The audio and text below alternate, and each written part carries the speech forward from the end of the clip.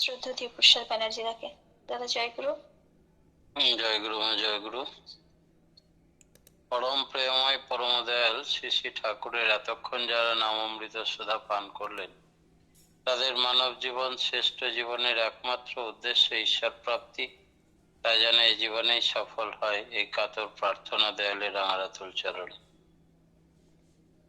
শ্রী শ্রী ঠাকুর একদিন এক ভক্ত জিজ্ঞেস করছেন, উত্তম ব্রহ্ম স্বভাব মানে কি? ঠাকুর বললেন, ব্রহ্ম মানে বৃদ্ধি। ঠাকুর শ্বাস দিয়েছে, হয়ে গেছে। বক্তৃতার বেলা যদি উনি চাইতো, তাহলে একটু বন্ধ করে দিন না।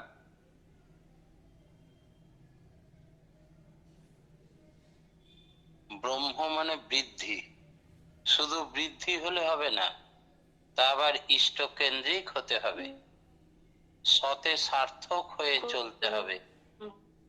অর্থাৎ যাই করি তা সত্তা পোষণই হওয়া চাই, সবই ব্রহ্ম। এই জ্ঞান নিয়ে বিষ্ঠা ভক্ষণ করলে তো হবে না। চন্দনে আর বিষ্ঠাতে সমজ্ঞান হয়েছে আমার, তাই কদাচার করছি, তা কিন্তু ব্রহ্মজ্ঞানের লক্ষণ নয়।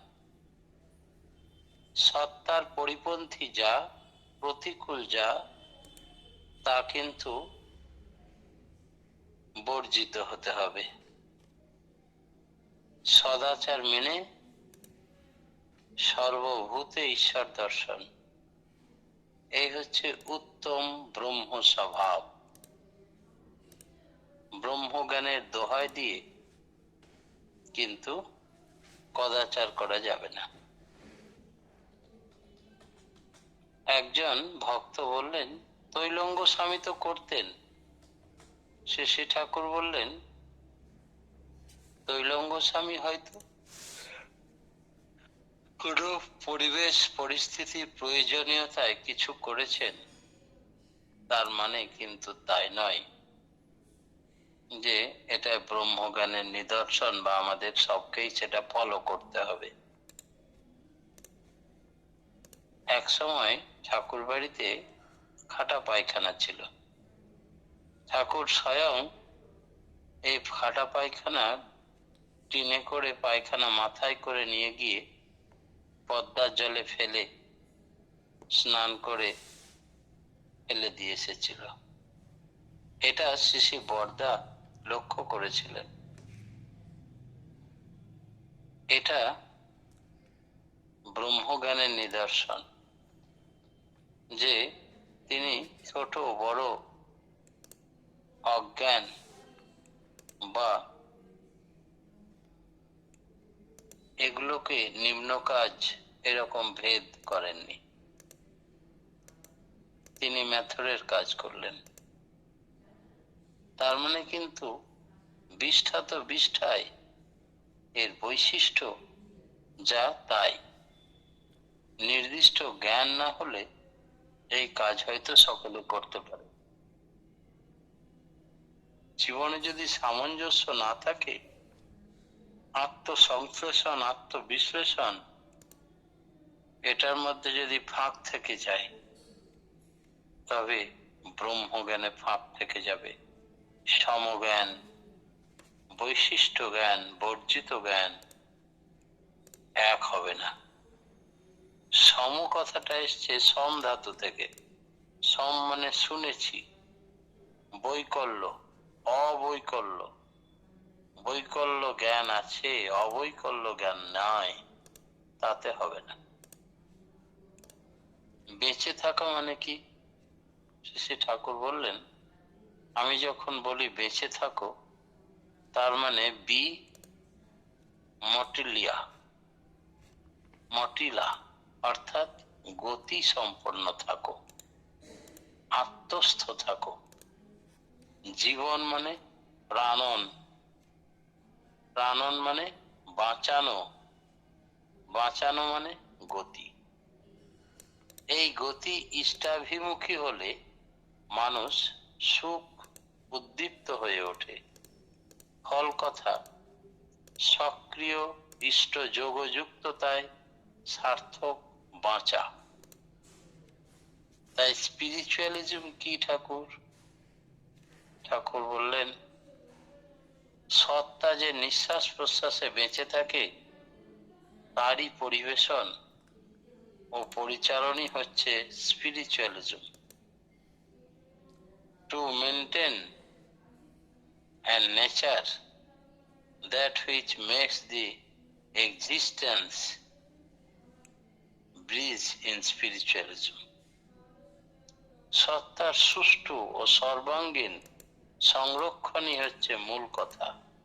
তার জন্য লাগে আদর্শ নিষ্ঠা, স্ব স্ব বৈশিষ্ট্য পরিপালন এবং পারিপার্শ্বিকের সেবা। আমরা যা কিছু করি তা স্বপরিবেশ সত্তাপোষণী হওয়া চাই। এই জন্যই যা কিছু এতে স্বার্থ ও পরমার্থ দুই থাকে। সত্তাপোষণী সুকেন্দ্রিক চিন্তা, বাক্য ও কর্মই ধর্ম। তাই যজন যাজন ইষ্টভৃতির কথা। সত্য যুগের বৈশিষ্ট্য কি? কথা প্রসঙ্গে ঠিক শ্রী শ্রী ঠাকুর বললেন, এটা সত্য যুগ না কলিযুগ? সত্য যুগ মানে কৃত যুগ। যত কৃত যুগের আবির্ভাব হবে তত সত্য যুগ আসবে, এগিয়ে আসবে। সত্য যুগের তাৎপর্য হচ্ছে যে যুগে বেশিরভাগ মানুষই বিহিতভাবে কর্ম করে পেতে চায়, ফাঁকিবাজি ধাপ্পাবাজি দিয়ে নয়। সত্তাপোষণী কর্মে তারা আনন্দ পায়, না করে কিছু পেতে চায় না, অলস হয়ে বসে থাকতে চায় না, সৎ কর্মমুখর শ্রেয়ার্থী জীবন যাপন করতে চায়। সেইটি হচ্ছে সত্য যুগ বলে জানবে। এই হলো সত্য যুগের বৈশিষ্ট্য।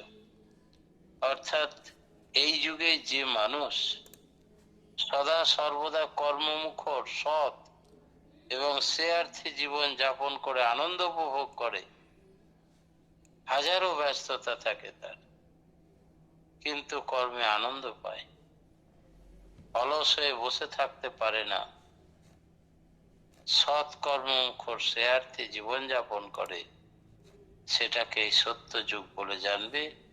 আর এই হচ্ছে সত্য যুগে বসবাসকারীর বৈশিষ্ট্য। তাই আমরা কলিযুগেও সত্য যুগ দেখতে পেতে পারি। যে ব্যক্তি শ্রেয়ার্থে, ইষ্টার্থে, সত্তা পোষণার্থে সদা সর্বদা কর্মে আনন্দময় অত্যন্ত ব্যস্ত জীবন লাইফ লিড করে, তারা সত্য যুগের বাসিন্দা। সাকার নিরাকার সার্থক হয় কখন? শ্রী শ্রী ঠাকুর বললেন, অনুলেখককে সদ্য দেওয়া একটা বাণী পড়তে গিয়ে বললেন, ইষ্ট বা আদর্শে অচ্যুত হবে, কেন্দ্রায়িত হয়ে উঠবে যতই তুমি কর্ম ও প্রবৃত্তি সার্থক অন্যয়ে, ততই জ্ঞান প্রভা অনুরঞ্জিত লোকে সাকার তোমার বৈশিষ্ট্য স্বার্থে নিরাকারে সার্থক হয়ে উঠতে থাকবে। দেখবে তখন এই সাকারই দেদীপ্যমান হয়ে ওতপ্রোত নিরাকারে ওই ইষ্ট স্বার্থী ভক্তি আপ্লুত সেবা সংহতি। একজন জিজ্ঞাসা করলেন, ব্যাপারটা কিরকম? শ্রী ঠাকুর বললেন, যেমন শ্রীকৃষ্ণের মধ্যে অর্জুনের বিশ্বরূপ দর্শন, সাকারটা সার্থক হয়ে গেল বিশ্বরূপে। সাকার মানে একটা বিশিষ্ট আকার, আর নিরাকার মানে সর্ব আকারের মূল ভিত্তি যিনি, উৎস যিনি, উপাদান যিনি, কারণ যিনি, আর এত কাল ধরে পুরুষোত্তম সাক্ষাৎ পরাক্ষরের অতীত প্রত্যেকটি আকারেরই বৈশিষ্ট্য সমন্বিত। তাই নিরাকার বা নির্বিকার শেষকে উপলব্ধি করে প্রত্যেককে তার বৈশিষ্ট্যের রকমে আরো ব্রহ্মজ্ঞান হলে সব একাকার হয়ে যায়। ব্রহ্মজ্ঞানের সঙ্গে আসে বৈশিষ্ট্য জ্ঞান, এক এবং অদ্বিতীয়। আলোচনায় থেকে জানা যায় ব্রহ্মজ্ঞ গুরুর প্রতি অচ্যুত নিষ্ঠা নিয়ে নাম ধ্যান করলে তার সমস্ত প্রশ্নের সুষ্ঠু সমাধান হয়। বাসুদেব সর্বমিতি হয়ে ওঠে তখন। প্রথমে ভক্ত তাতে কেন্দ্রায়িত হয়, সেই কনসেন্ট্রেশন এবং সুকেন্দ্রায়িত অনুরাগ পরে ভূমায়িত হয়ে ওঠে। তখন যত্র যত্র নেত্র পড়ে তত্র তত্র কৃষ্ণ ফুরে, এমন আচরণ, এমন দৃষ্টিভঙ্গি আমাদের হতে পারে। কৃষ্ণ যে একাধারে সর্বময়, সর্বস্বরূপ, সর্বব্যতীত, আর অর্জুনের উপর এমনতরটা ছিল যে তিনি তার বিশেষ প্রীতি ও অনুগ্রহ লাভ করতে সমর্থ হয়েছিলেন। তাই এই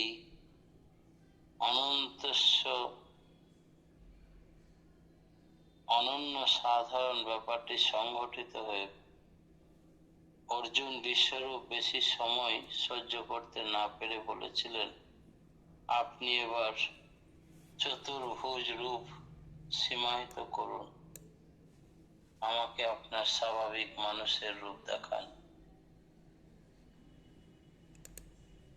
তাই নেওয়া না থাকলে কি দান করা যায়? সাকারের মধ্যে নিরাকার বোধ কেমন করে হবে? শ্রী ঠাকুর একাগ্রতা ভূমায়িত হয় যাতে সেইটিকে জড়িয়ে সর্বত্র তখন সবকিছুর অন্তর্নিহিত নীতিটা, তত্ত্বটা, কারণটা, এই আসল উদ্দেশ্যটা জানিয়ে উদ্ভাসিত করে তোলেন। মুক্তি কাকে বলে এবং এই মুক্তি আমাদের আসে কি করে, এই সম্বন্ধে শ্রী ঠাকুর বললেন, প্রবৃত্তির দ্বারা বিক্ষোভিত ও বিচ্ছিন্ন না হওয়া, তাদের ইন্টিগ্রেটেড, সংহত করে তোলায় তাকেই বলে মুক্তি। ভক্তি সেই মুক্তির পথ। প্রবৃত্তিগুলি সাম্যক ইষ্ট প্রতিষ্ঠাপন্ন করে তোলায় মুক্তির তাৎপর্য। প্রবৃত্তি থাকলেও বাঁচাটা বিক্ষিপ্ত হয়, তা তো চাই না। রসগোল্লা খেতে চাই, কিন্তু রসগোল্লা খেতে খেয়ে অসুস্থ হয়ে পড়তে চাই না আমরা কেউ। অস্বস্তিও বোধ করতে চাই না, এমন করে খাবো না যাতে শরীর আইঢাই করে। অস্বস্তি থেকে রেহাই পেতে আবার রসগোল্লার সত্তাটা কম্পিত হতে দেখা যায়। তাই নয়, ছাড়ার কিছু ছাড়তে বা স্যাক্রিফাইস করতে বলছি না। ঠাকুর বলছেন, আমাদের স্ত্রী, পুত্র, পরিবার, ব্যবসা বাণিজ্য, বাড়িঘর, ধর্ম, উপার্জন, সবারই ভিতর দিয়ে তাকে দর্শন করো, তাহলে আর কিছু ছাড়তে হবে না। ইষ্টানুগ আত্মনিয়ন্ত্রণ প্রবৃত্তির উপর আধিপত্য না থাকলে ব্যক্তিত্ব বিচ্ছিন্ন হয়ে পড়ে। তখন তুমি কামের, কখনো ক্রোধের, কখনো লোভের, এইভাবে নিজের সত্তার বিসর্জন না হয়ে যায়। তোমার কাম, ক্রোধ, লোভ, মদ, মোহ, মাৎসর্য একটু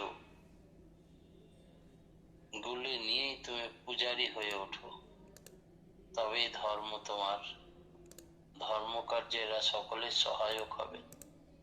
পরিবেশ সহ সত্তা সম্বর্ধনা ধরে রাখতে হবে, তাকেই বলে ধর্ম। ধর্মের নামে ধর্মকে কর্মের ভিতর দিয়ে পরিপালন করতে হবে, নচেত সার্থক হবে না জীবন। পরম পিতার রাঙারাতুল চরণে প্রতিপ্রত্যেকের সার্বিক মঙ্গল প্রার্থনা জানি আজকের মতো আমি ক্ষুদ্র বক্তব্য এখানে শেষ করলাম। জয় গুরু। জয় গুরু দাদা। খুব সুন্দর আজকে আলোচনা শুনলাম যে উত্তম ব্রহ্ম স্বভাব কথাটির অর্থ সত্তার পরিপন্থী যা তা করা যাবে না। ব্রহ্মজ্ঞানী না হলে সত্তার বিকাশ হবে না, ইষ্টাভিমুখী হতে হবে। সত্য যুগে তার একটু মিউট করুন তপন দা, একটু মিউট করুন তপন দা, একটু মিউট করুন তপন। ওরে বাপরে, খুব ডিস্টার্ব করে। মিউট করা হচ্ছে, উনি খুলে দিচ্ছেন না।